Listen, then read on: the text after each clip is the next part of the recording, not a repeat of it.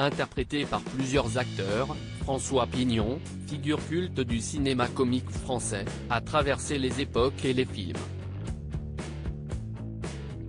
Retour sur les différents visages de François Pignon, à l'occasion de la diffusion de L'Emmerdeur ce lundi 2 janvier 2023 dès 20h55 sur Arte. CST, un nom familier de tous les aficionados de comédie française. Personnage fétiche du cinéaste Francis Weber, qui a un énorme regret dans sa carrière, le lunaire François Pignon a fait les beaux jours du cinéma depuis plus de 40 ans. CST en 1973 qu'il apparaît pour la première fois à l'écran dans L'Emmerdeur, diffusé ce lundi 2 janvier 2023 dès 20h55 sur Arte et disponible sur Arte TV. Dans cette adaptation d'une pièce de boulevard signée Francis Weber, qu'il ne réalise toutefois par le film, Le Contrat, un tueur à gages froid et méthodique, Lino Ventura, doit abattre un témoin gênant de la fenêtre de son hôtel. Mais il voit ses plans contrariés par un certain François Pignon, Jacques Brel pour son dernier tournage avant sa mort, séjournant dans la chambre contiguë à la sienne.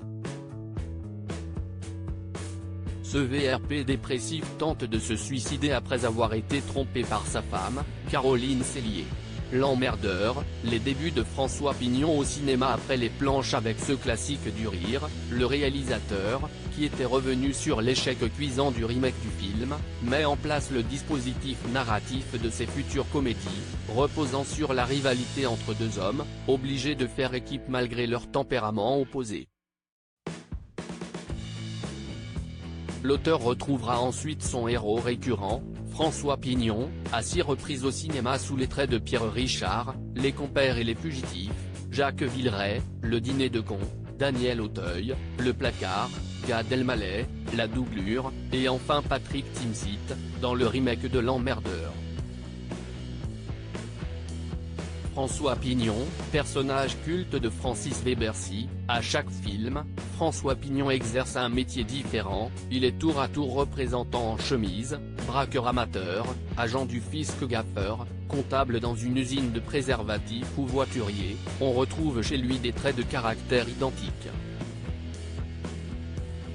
Selon Francis Weber, encensé par Vincent Moscato, c'est un être profondément gentil. Un naïf.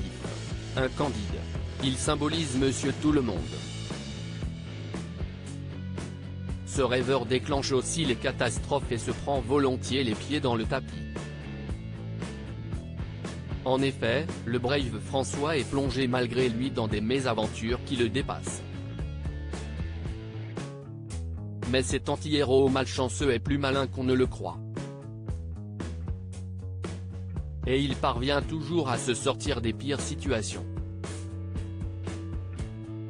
En 1972, Weber a créé aussi une variante de François Pignon, le dénommé François Perrin, protagoniste du grand blond avec une chaussure noire, 2 coups de tête ou encore de la chèvre.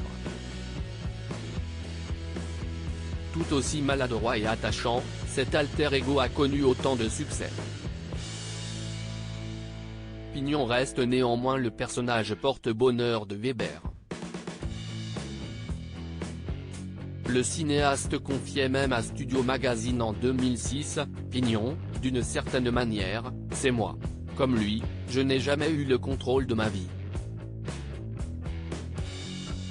Je me suis laissé porter par les événements. Un bel hommage de la part de son créateur, quitte à déplaire à vrai François Pignon. À lire aussi Les enfants de la télé, la folle anecdote de Francis Weber, insulté de salaud par un vrai François Pignon.